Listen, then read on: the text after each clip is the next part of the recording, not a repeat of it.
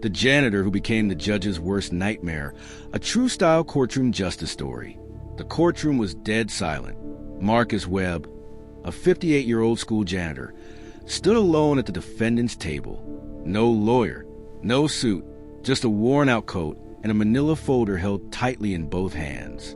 Across from him sat Gregory Harmon, one of the most powerful property developers in the state, flanked by 3 attorneys in expensive suits, each billing $600 an hour.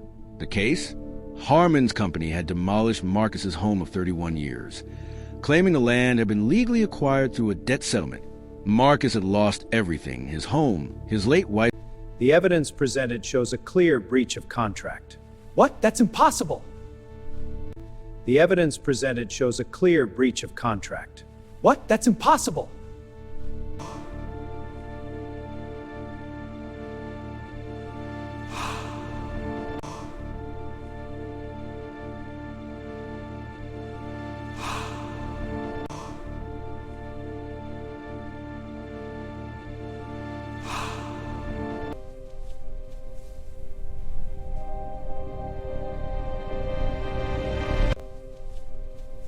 Garden, the bedroom wall where he'd marked his children's heights every birthday since 1993. The judge looked down at Marcus over his glasses. "Mr. Webb, do you have legal representation?" "No, Your Honor, just the truth." A few people in the gallery laughed.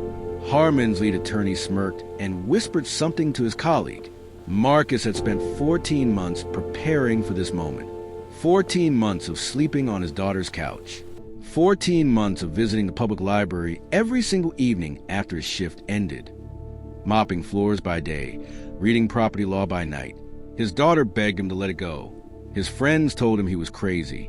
"Marcus, these people have lawyers who went to Yale. You clean toilets for a living. You cannot win this." He remembered what his mother used to say. "The man who tells you that you cannot win is the man who is afraid that you will." So he kept going. What Marcus discovered on month 11 changed everything.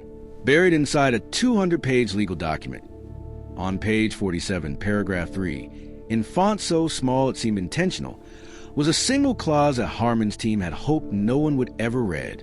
The debt settlement that gave Harmon the land, it had been signed by Marcus's brother-in-law, a man who had no legal authority to sign on behalf of property. Marcus's wife, God rest her soul, had been the sole owner, and she had left it entirely to Marcus in a handwritten will, notarized in 2009, that Harmon's lawyers had never disclosed to the court. They had hidden it. When Marcus stood up and placed that document before the judge, the room shifted.